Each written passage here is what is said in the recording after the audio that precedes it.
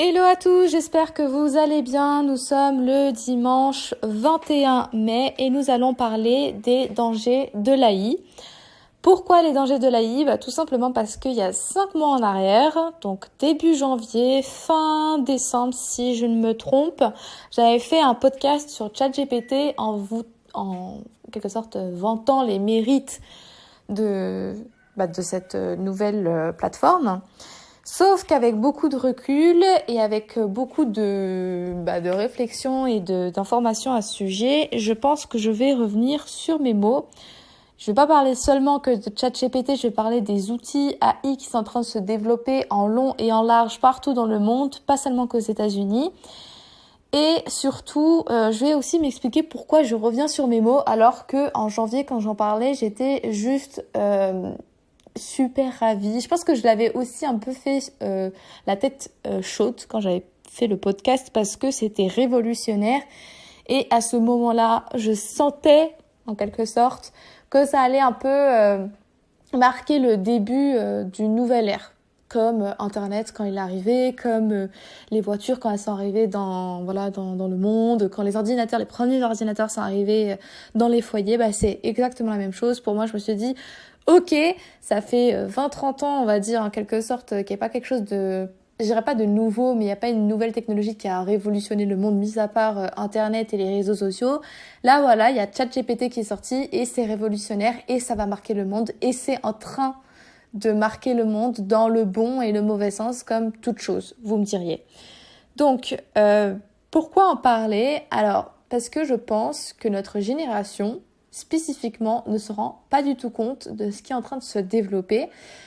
Alors, juste pour faire un retour en arrière, ça fait déjà plus de 10 ans que l'intelligence artificielle existe, sauf que, on va dire, les grands pionniers de l'intelligence artificielle, soit le gardaient pour eux, soit ils réalisaient leur propre intelligence artificielle, on va dire, de manière cachée. Donc, c'était principalement des ingénieurs, des scientifiques.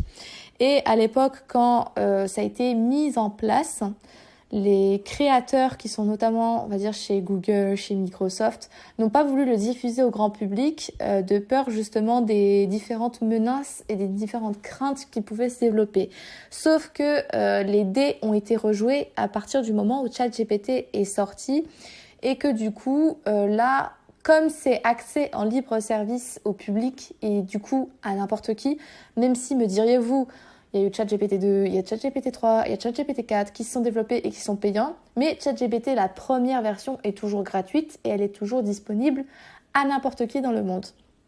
Faut déjà mettre en avant que depuis qu'elle est sortie, on a différentes personnes, donc je ne saurais pas vous dire exactement l'intitulé du post, mais c'est ceux qui savent faire du codage, tout simplement, on va dire les gens qui savent faire du codage. Donc les gens qui savent faire du codage, c'est quoi ? C'est qu'en fait, ils vont regarder, on va dire, comment expliquer à quelqu'un qui fait pas de la com ? On va expliquer ça avec des simples mots. En quelque sorte, si vous voulez, quand vous avez un site internet, vous avez deux visions du site internet. La vision que vous voyez avec des images, avec du texte, et vous avez la vision, on va dire, ça peut être HTML, JavaScript, donc on va dire la version, on va dire codée, avec plein de chiffres, plein de signes qui n'ont aucun sens, mais c'est la version, on va dire, de codage, on va dire de robot du site internet. Et c'est exactement pareil pour ChatGPT. En fait, quand ChatGPT est sorti, on a plein d'étudiants ou de personnes dans le monde qui savent faire du codage, qui ont réussi à récolter du coup toutes les informations pour en quelque sorte faire une intelligence artificielle de leur côté. Vu que c'est en libre service et qu'en fait on peut voir, si vous voulez, comment l'ingénieur, le scientifique, il a codé la plateforme. Donc, il a utilisé tel terme, il a utilisé tel... vous voyez, en fait, la personne, elle peut reprendre totalement le codage réalisé sur ChatGPT et créer sa propre intelligence artificielle. Et le problème, c'est que comme ça a été lancé, on ne sait pas qui utilise ce codage, comment il l'utilise, quel type d'intelligence artificielle il est en train de se développer. Et malheureusement, on est dans une course contre la montre parce que l'outil est sorti avant même qu'il y ait en quelque sorte... je dirais pas de la vigilance, mais je dirais plutôt de la... Vous savez, ces cours où on vous prévient, oui, ne faites pas ça. enfin, on va dire comment dire ça? En fait, des mises en alerte, en fait, un peu comme la cigarette, bah, si vous fumez, ça vous tue, bien évidemment, faut faire attention à votre santé, bah, en quelque sorte, des cours de vigilance. Ça n'existe pas. Déjà que pour moi, Internet, on va dire, c'est un libre accès et qu'il y a tout et n'importe quoi sur Internet. Et qu'on va dire que cet aspect-là n'est toujours pas réglé parce que, voilà, pareil, c'est accessible au plus grand nombre, que chacun crée son propre site Internet, qu'il y a des gens qui créent leur site Internet avec des mauvaises informations. Et bah là, on est dans la même situation, mais version quadruplée avec l'intelligence artificielle. Parce que déjà qu'on avait beaucoup de fake news avec Internet, là, ça risque encore plus de se développer avec l'intelligence artificielle. Il faudra être d'autant plus vigilant qu'avant. Alors, sur cet aspect-là, comme je vous le disais, en fait, il y a plusieurs personnes qui se sont accaparées du coup du codage, qui sont en train de créer leur propre intelligence artificielle. Et j'avais entendu dire du coup qu'il y avait une jeune influenceuse américaine qui avait carrément créé sa propre plateforme d'intelligence artificielle, qui en fait avait la même voix qu'elle et qui, en quelque sorte, était au contact de ses fans. Donc, elle leur répondait, en fait, elle avait, en quelque sorte, une communication constante avec ces personnes-là. Sauf que, depuis que la plateforme est sortie, et en fait, il y a eu des dérives dans le sens où, dans cette plateforme-là, il y a carrément des fans qui imaginent avoir des relations intimes avec cette jeune fille. Donc, elle a dû faire des contrôles après. Et genre, je crois que c'était compté en plus de 10 000 personnes qui pensaient avoir des relations intimes avec elle, qui avaient des conversations intimes avec elle, notamment avec l'intelligence artificielle. Donc, ils ont dû revoir le programme de sa plateforme d'intelligence artificielle, ce qui fait que elle était dans une impasse parce qu'il y avait des gens dans la rue qui l'arrêtaient et qui disaient «Ouais, t'en souviens quand tu m'as dit ça, ça, ça?» Et les gens ne réalisent pas qu'en fait, il parlait à une intelligence artificielle, il ne parlait pas à elle. Donc déjà, ça, c'est l'une des premières formes de dérive qui est en train de se développer aux États-Unis. Il y en a d'autres qui sont en train de se développer dans le même sens, comme les deep... alors, il y a plusieurs choses. Il y a les deep face, je crois, ouais, c'est ça, les deep face, qui consistent en gros à reprendre le visage d'une personne, d'une personnalité, n'importe qui, pour faire du chantage, pour avoir de l'argent. Elle va j'ai kidnappé votre fille alors que la fille, imaginons, elle est à l'école. Je veux avoir telle somme, sinon je ne vous la rends pas. En fait, beaucoup de personnes utilisent ce type, on va dire, de type fake, en fait, ce type de plateforme pour faire du chantage, pour faire de l'escroquerie ou ce genre de choses.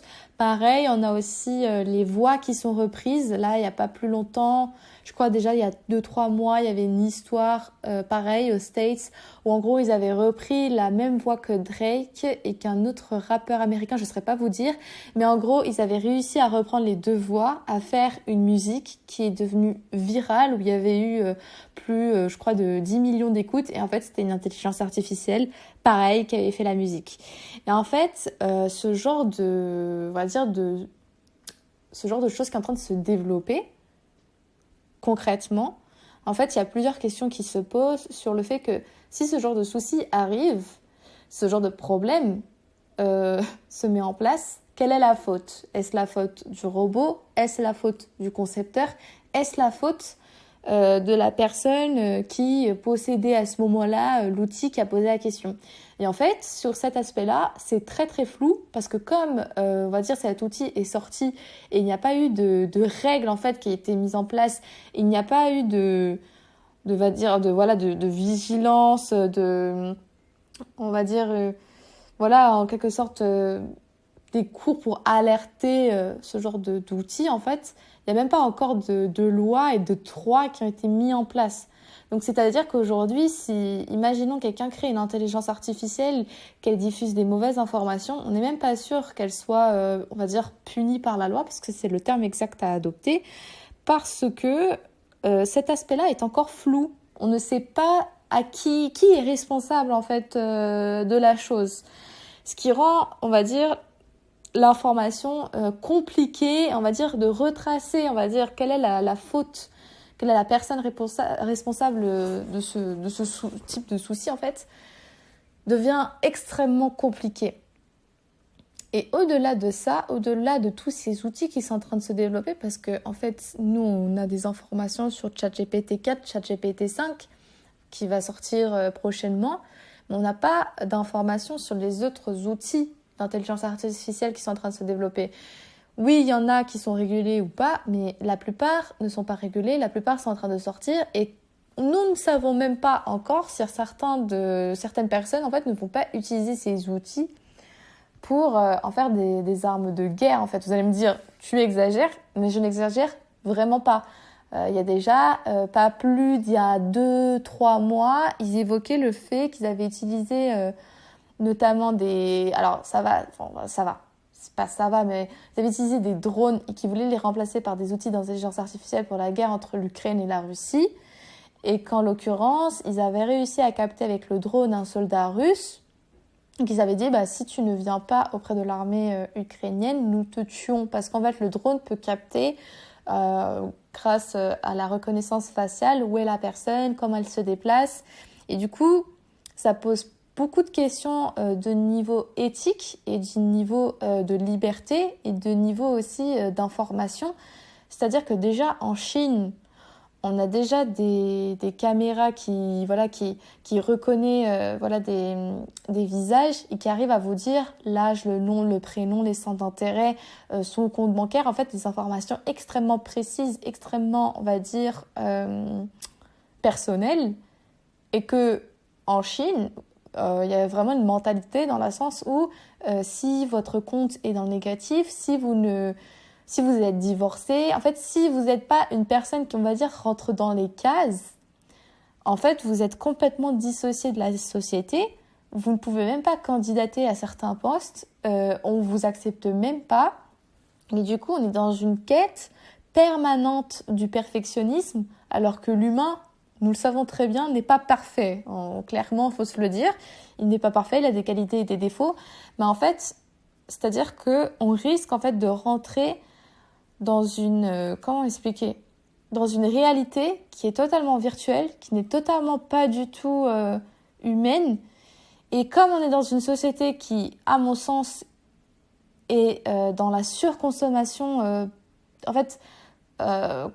permanente, ouais, voilà, c'est le terme que je voulais adopter, dans une surconsommation permanente et qu'on est toujours en quête du perfectionnisme, du besoin de répondre à des demandes, que aujourd'hui tu veux passer à un truc, tu passes à autre chose. T'as pas à manger, il faut que tu l'aies rapidement, tu commandes un Uber Eats. Ça dure plus de 3 minutes, c'est pas normal. Je vais faire ça. En fait, on est toujours dans une quête de rapidité, de toujours être plus rapide, de toujours être meilleur, de toujours, que oui, forcément, en fait, on arrive à un moment donné où dans notre société, des outils d'intelligence artificielle naissent et font leur apparition, et ça devient limite un besoin fondamental pour l'humain.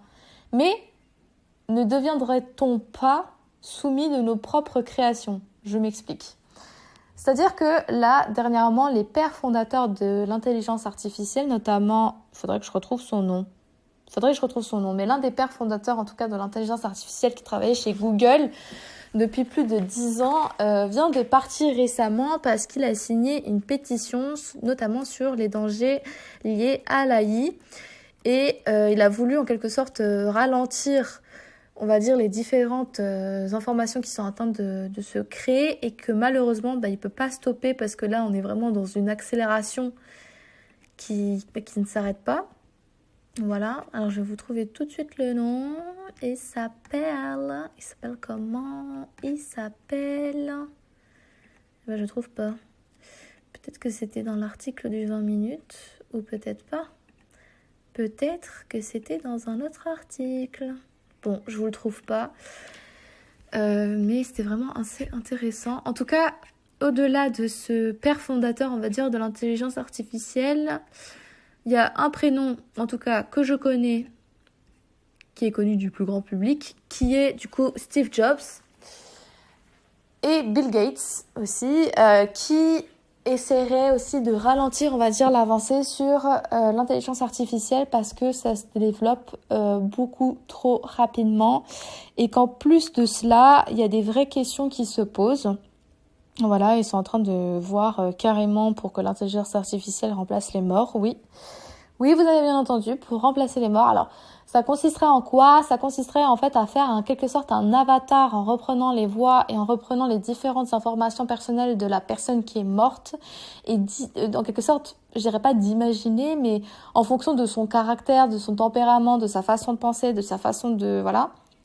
Euh, En fait, la personne qui sera morte, elle serait remplacée en quelque sorte par cet avatar qui répondrait aux différentes questions des proches de la personne morte. C'est complètement glauque, mais c'est vraiment une étude qui est en train de se développer et qui a lieu en ce moment et que Steve Jobs et Elon Musk eux-mêmes ont dit bon, on va se calmer parce que ça va un peu trop loin et que ça risque de dépasser des aspects de l'humanité auxquels ils ne sont pas prêts. Bah oui, tu m'étonnes, tu veux carrément remplacer un mort par un avatar, mais sinon tout va bien, hein. Mais ce que je veux dire par là, c'est que je pense concrètement que personne n'est prêt.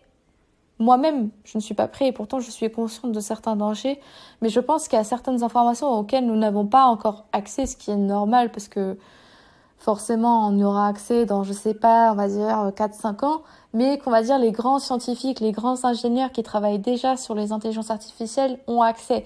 Et pour que eux-mêmes disent on a des craintes, on a des peurs, c'est plutôt flippant, faut se le dire. Parce que eux-mêmes, en fait, expliquent qu'il y a une possibilité que même si c'est programmé par un robot, enfin, non, on va y arriver, même si c'est programmé par un humain, j'allais dire une connerie, même si c'est programmé par un humain, en fait, il y a une possibilité que l'intelligence artificielle se retourne tout de même contre l'humain. Et ça, c'est quand même dingue. Ça reprend plein de films de science-fiction qui existent et qu'on connaît, auquel on se dit bon de toute façon c'est de la science-fiction, c'est pas la réalité, faut pas avoir peur, c'est de l'imagination et bah pas tant que ça. En fait, on est dans une potentialité que cette réalité, on va dire cette science-fiction, cette réalité virtuelle ait lieu un jour au vu de comment l'intelligence artificielle se développe. Je pense qu'il y a 3-4 mois de cela, je vous aurais dit qu'en France, l'intelligence artificielle allait s'imposer dans 5 ans, parce que vous savez, il y a toujours un train de retard quand quelque chose se développe aux États-Unis. On peut attendre, on va dire, 3, 4, 5, 6, 8, 10 ans en fonction de la chose, que ça se développe, on va dire, dans le monde. Et en France, parce que, à ce qui paraît, en France, on est l'un des pays, en tout cas, où ça se développe parfois les choses un peu tard, on va dire, parmi les pays européens. Et oui, en fait, oui, il faut le savoir, parce que parfois, en fait, il y a des choses qui se développent en Espagne, ou même en Italie, ou même dans d'autres pays d'Europe, c'est déjà développé, et en France, ça prend un peu plus de temps. En tout cas, dans l'aspect, on va dire, professionnel. Vous voyez, quand Internet est arrivé, en France en tout cas, il me semble qu'il y avait une histoire où c'est arrivé plus tard que dans des pays comme l'Espagne, comme l'Italie, ou comme l'Angleterre. Et là, il y avait des spécialistes qui disaient bah, ça risquait d'arriver dans 5 ans. À mon sens, ça va arriver dans moins de 5 ans parce que il y a même pas plus tard qu'il y a 2-3 semaines, je regardais déjà des candidatures sur LinkedIn et il y a déjà des postes liés à l'intelligence artificielle. Il y a déjà des postes liés à des recherches, à une forme de développement sur ces outils, sur ChatGPT. Alors c'est des postes, certains postes, la plupart d'entre eux, j'étais assez étonnée, c'est pour des postes de stage et d'alternance et ces postes sont dédiés à des étudiants qui sont qualifiés dans le domaine d'ingénieurs, de scientifiques. Et on est aussi dans pas mal de questions aussi, pas mal de problématiques qui se posent avec ce développement d'intelligence artificielle. C'est qu'en fait, d'être dans la quête du perfectionnisme et d'être dans une quête constante de ne faire, on va dire, aucune faute et de répondre aussi aux demandes de l'humain, parce que clairement, on va dire que ChatGPT répond quand même à un grand besoin de l'humanité qui est répondre à des questions, qui est donner des informations. En fait, c'est comme une Bible en quelque sorte. C'est un outil qui répond à plein de choses. En fait, mettre en avant ce genre de plateforme, est-ce que ça amènerait pas à nous dire ça risque de remplacer certains métiers ? Alors, je vais en venir sur cet aspect-là parce que je vous avoue que je suis un peu perdue. Il y a quelques temps, il y avait plusieurs articles qui disaient que les plateformes d'intelligence artificielle risquent de remplacer plusieurs métiers, mais plutôt diplômés. même voire surdiplômés, du style avocat, du style chef de produit, du style... en fait, tous ces métiers, on va dire, qui sont, je dirais pas répétitifs, mais qui demandent beaucoup de qualifications et des informations, on va dire... qui demandent voilà, beaucoup de qualifications et beaucoup d'études. En fait, ces métiers risquent d'être remplacés. Il y a beaucoup de métiers, en tout cas liés au marketing et à la communication, qui sont en danger. Ça va de community manager à chef de produit, à chargé de com. Tous ces métiers-là sont en danger. Pourquoi ? Parce que ça, en fait, comment vous expliquer ? Ça peut être remplacé par l'intelligence artificielle parce que l'intelligence artificielle, de 1, ne fera pas de faute. L'intelligence artificielle peut répertorier, ça peut sembler bête en fait, mais elle peut répertorier tous les hashtags que vous pouvez mettre sur votre post et elle va pouvoir faire un tri sur quel hashtag fonctionne, lequel ne fonctionne pas. Et en fait, ça va être un outil qui va vous répondre tout de suite. On en parlait il n'y a pas plus longtemps, il y a 3-4 semaines, je crois, avec un collègue à moi. Et il m'expliquait que pour la refonte du site internet, ça allait prendre 1 à 2 ans. Alors qu'avec un outil d'intelligence artificielle, ça peut prendre moins d'1 mois. Moi, je pense que ça prendrait largement moins d'1 mois, mais je pense que ce qu'il voulait dire, c'est que entre les tests, bref, les allers-retours qu'il y a entre les développeurs et l'outil, en fait, il disait que ça pouvait prendre 1 mois. Et vous voyez déjà la différence et la perte on va dire, le gain de temps, mais aussi le gain d'argent, parce qu'il y a aussi cet aspect-là qui rentre en compte. Vous imaginez bien qu'une refonte de site internet qui a lieu pendant 1 an, 2 ans, vous payez je sais pas combien de personnes et de développeurs par mois. Et là, vous avez un outil d'intelligence artificielle qui non seulement peut faire ce post sans faire de faute, qui peut le corriger et à faible coût. À faible coût. Aujourd'hui, ChatGPT 3, ChatGPT 4, ça coûte combien ? Ça coûte quoi ? 19, 20 balles ? Je sais pas exactement combien ça coûte, mais il me semble que ça coûte entre 19 et 25 euros par mois. C'est rien. 19 et 25 euros par mois, vous avez une personne qui répond à toutes vos questions, un auto-entrepreneur qui ne veut pas se casser la tête à recruter du monde. Il a une plateforme qui répond à toutes ces questions. Une plateforme qui lui permet en fait de faire des choses de A à Z. Pourquoi cette personne va se casser la tête à recruter quelqu'un ? En fait, ce genre de questions, faut se le poser. Et ce genre de questions est important. Une question importante. Importante, oui, bien sûr. C'est important parce que, en fait, on se dit que les vraies questions existentielles se posent.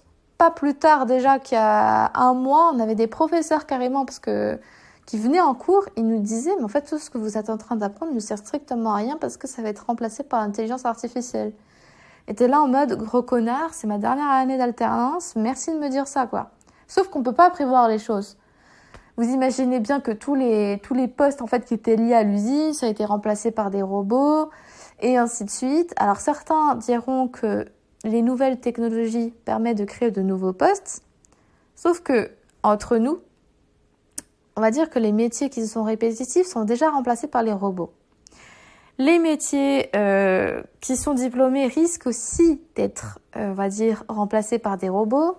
Et il y avait aussi un aspect qui vient de rentrer en compte il y a quelques temps, c'est ce qu'on appelle alors c'est pas les prospects, c'est les prompts. Voilà, c'est ça, c'est les prompts. Alors c'est la première fois que j'ai entendu parler de ce terme, mais c'est en train de pas mal se développer. Je pense que vous allez l'entendre d'ici les prochaines semaines ou les prochains mois.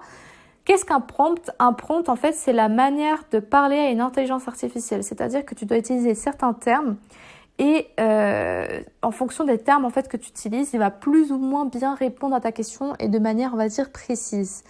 Et ces prompts, ça s'apprend. Vous pouvez regarder des vidéos YouTube. Il y a déjà des vidéos YouTube et des vidéos sur Instagram à ce sujet. Je ne savais pas du tout que ça existait, mais là, c'est en train de se développer. Et en fait, c'est la manière comment tu t'exprimes auprès du logiciel. Genre, par exemple, tu peux dire, il faut que tu te postes en tant qu'expert social media. Il faut que tu me répondes de telle manière. Il faut que tu me fasses des raccourcis. Et en fait, ça, c'est ce qu'on appelle des prompts. Et ces prompts, il y a carrément des gens qui sont en train de faire des formations pour apprendre à des gens à parler à ChatGPT. On en est à là. C'est pour vous dire. Donc, ça risque d'être, on va dire, les nouveaux métiers qui vont ressurgir, on va dire, de l'intelligence artificielle. Sauf que même si, imaginons, il y a ce genre de métiers qui sont en train de se développer, comme je vous ai expliqué là, les prompts, on a quand même un outil qui répond à plusieurs demandes. Et avant, on avait des robots qui remplaçaient, on va dire, des tâches, régulières. Là, on est sur des robots qui remplacent non pas seulement que des tâches régulières, c'est des tâches, on va dire, imprévisibles, des tâches qui sont plutôt parfois même créatives. Et du coup, pour moi, c'est un vrai risque pour l'humanité. Le dernier article de Le Monde, je crois qu'il expliquait qu'on était à 300 millions d'emplois menacés. 300 millions d'emplois, c'est énorme, c'est colossal. En fait, je sais pas combien on est dans ce monde, je vais même regarder dès maintenant en fait, parce que je suis curieuse de savoir combien de personnes existent dans ce monde. Alors combien sommes-nous dans le monde ? Oui, je suis vraiment en train de taper ça sur Google. Voilà, on est à 7,8 milliards. Ok, super. Imaginons sur les 7-8 milliards, vous avez déjà 300 millions qui sont remplacés. Pour moi, c'est colossal. Je ne sais pas qu'est-ce que ça représente. Honnêtement, j'aimerais bien savoir, mais je pense que ça doit représenter quand même pas un quart, mais quelque chose comme ça en vrai. Faudrait que je regarde après le podcast, mais ça me paraît énorme en fait. En fait, ça amène à se poser quand même pas mal de questions. Il faudrait... En fait, à mon sens, je trouve que ça se développe beaucoup trop vite. Comme je vous l'ai dit, en fait, il y a déjà des postes qui sont en train de se développer en France dans des grandes agences de communication. Et à mon sens, je pense que ça va pas... Comme c'est pas régulé, comme on n'a pas la vigilance sur cet outil-là, et comme ça se développe parce qu'en fait, il y a une forme de guéguerre en fait qui se crée, il faut se le dire. Personne n'en parle, mais il y a une forme de guéguerre. Aux États-Unis, en fait, t'as les pionniers, t'as une partie d'entre eux qui sont en mode c'est un danger, et mais t'en as forcément. Et celui qui vient me dire que c'est faux, il ment.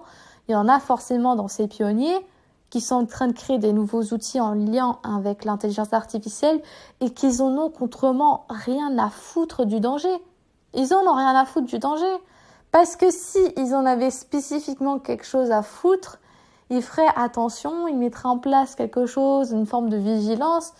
Rappelons-le que quand Internet est sorti, c'était accès à des militaires. Aujourd'hui, l'intelligence artificielle, c'était accès à qui ? C'était accès à Google, à Microsoft. Google n'a pas voulu sortir ChatGPT et Microsoft l'a sorti. Donc, en fait, il y a une forme de guerre qui se crée. Dans le sens où, qui va créer la nouvelle technologie ? Qui va avoir en quelque sorte son pognon ? Parce qu'il faut se le dire, c'est clairement ça. Et jusqu'où va-t-on aller ? Qui va avoir accès à ces informations ? Comment il va le développer ? Alors certains me diront, ça a toujours eu lieu, de toute façon on a réussi à y faire avec les nouvelles technologies comme Internet, comme bref. Sauf que, à mon sens, je trouve que ça va pas spécifiquement être à notre avantage. Prenons un dernier outil intelligence artificielle qui est sorti. Alors, je ne saurais plus vous dire le nom parce que franchement, il y a 40 000 idées qui me passent par la tête. Et j'essaye, en tout cas, d'expliquer toutes les informations que j'ai recherchées, que j'ai trouvées. Mais en tout cas, il y avait un outil qui expliquait... En fait, on lui avait posé la question, à ton avis, comment l'existence humaine va se développer d'ici les prochaines années ? Et de là, en fait, on voyait du coup comment l'humain se transformait à travers les années. Et en fait, il expliquait vraiment de la période, on va dire, de la préhistoire jusqu'à maintenant et jusqu'à plus tard. Et en fait, on voyait que déjà en 2050, 2060, il y avait une potentialité que l'humain en fait se transforme en robot. En fait, on voyait l'humain se transformer, on va dire que comme on a appris dans nos manuels d'histoire et de sciences en fait, t'es sous forme de singe, on a grandi, on a changé, notre corps a changé, notre forme a changé. Et en fait, on voit à travers les années, en fait, à travers cet outil d'intelligence artificielle qui nous explique qu'en fait, on va se développer en robot. Et carrément, on était avec l'humain se mélanger au robot, comme des films qui existent actuellement, de science-fiction. Et que du coup, il y avait cette potentialité en fait que l'humain en lui-même disparaisse. Parce que le robot prenait le contrôle sur l'humain. Et pourtant, cet outil d'intelligence artificielle existe déjà et c'est une plateforme qui est sur Internet. Il faudrait que je vous le retrouve, mais elle est déjà sur le net. Et en fait, à mon sens, elle a totalement raison. Elle a totalement raison parce que, comme je vous l'ai expliqué, comme on est dans une vie où on est toujours en quête du perfectionnisme et en quête, on va dire, de consommer à outrance, j'en suis certaine, mais j'en suis certaine qu'il y aura une putain de personne dans ce monde. Un jour, il va se lever un matin, vu comment un humain, il est imprévisible et parfois pas très, on va dire, fut-fut. Il va se lever un matin et il va se dire, pourquoi pas, je créerai un robot, ou en tout cas, il y a déjà un robot qui existe, où en gros, c'est pas un robot, c'est une lentille. C'est une lentille que vous pouvez mettre dans les yeux. Et en fait, elle te permet d'analyser une personne et de savoir si elle est bienveillante ou pas. Mais c'est certain qu'il y a une personne qui va créer un putain de robot, ou pas un robot, mais on va dire un outil qui se collera au corps. Alors, je sais pas, ça peut être une lentille, comme je vous l'ai dit, mais ça peut être un truc, vous voyez, ça peut être, je sais pas, un truc que vous mettez dans votre corps ou quelque chose qui vous permettra en fait d'avoir une capacité en plus, une force en plus.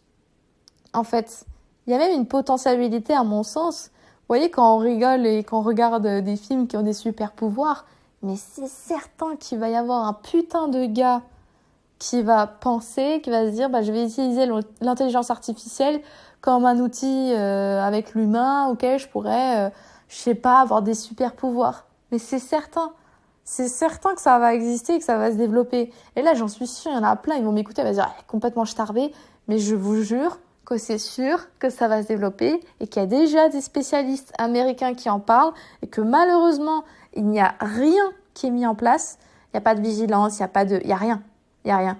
On a juste des personnes qui disent, comme nous, on a en cours actuellement, qui viennent en cours, qui se permettent de dire, bon, tout ce que vous apprenez, ça sert à rien, ça va être remplacé par l'intelligence artificielle. Est-ce que tu as un plan B? Oui, on a carrément un prof qui nous a dit, est-ce que tu as un plan B? Et t'avais plein d'élèves dans la classe qui étaient perturbés par sa question. Ils ont tous un à un dit, je pense à ça, et le prof est en mode, mais tu crois que ton poste il va pas être remplacé? ChatGPT, il sait déjà faire ça. Il sait déjà faire des trucs Excel sur la version 3. Il sait déjà créer des voix. Il sait déjà faire ci. Il sait déjà faire ça. En fait, il avait raison. Il avait raison parce qu'aujourd'hui, si t'as pas un plan B, la vérité, t'es dans la merde. T'es dans la merde. Et franchement, ça fait carrément flipper. Alors, on va dire que les métiers, on va dire humains, comme la médecine ou d'autres métiers, on va dire, qui nécessitent, on va dire, un contact humain, ne risquent pas d'être remplacés par les robots. Mais qui sait? On a déjà des points de vente dans les carrefours, dans les monoprix, où on a des robots en fait pour scanner au lieu de l'humain. Alors, ça risque bien évidemment de se développer pour d'autres aspects, c'est sûr, mais c'est certain. Bientôt, on va avoir des infirmières qui vont nettoyer, ce sera des robots. La vérité, ce sera pas des humains parce que c'est certain qu'ils vont utiliser ces outils dans des branches, on va dire, qui sont soit surdéveloppées, soit en demande. Il y a je pense que le secteur médical aujourd'hui, il est très en demande. Mais le problème, comme je vous l'ai dit, c'est que pour moi, c'est un métier qui nécessite un contact humain. Mais c'est sûr qu'à un moment donné, il va y avoir un gars qui va créer un truc performant et que du coup, ça va être intégré soit chez les médecins, soit chez les infirmières. Je l'espère pas. Je l'espère franchement pas. Mais il y a moyen que ça se développe. Il y a moyen que ça se démocratise. Est-ce que ce sera dans le bon sens ou dans le mauvais sens? À mon sens, ce sera pas spécifiquement bien. Parce que pour moi, il faut toujours avoir, on va dire, un humain à côté. Mais en fait, faut réfléchir à toutes ces questions. Je pense qu'aujourd'hui, c'est pas tout le monde qui se pose la question. C'est pas tout le monde qui se rend compte en fait du danger qui est en train de se développer. Et pour moi, déjà qu'on est dans une société où tout augmente, dans une société où on va dire tout se consomme, où les gens deviennent de plus en plus individualistes, mais dans quel type de société on va se développer avec l'intelligence artificielle? Déjà que pour moi, je veux pas faire un truc de catastrophe ou néfaste. Il y a aussi des choses positives dans le monde, hein, je dis pas le contraire. Mais à mon sens, la façon comment ça se développe, c'est pas dans le bon sens. On est dans une perte de l'humain, on est dans une perte de naturel, on est dans une perte des belles choses, des bonnes choses même. Et j'ai bien peur de comment ça va se développer.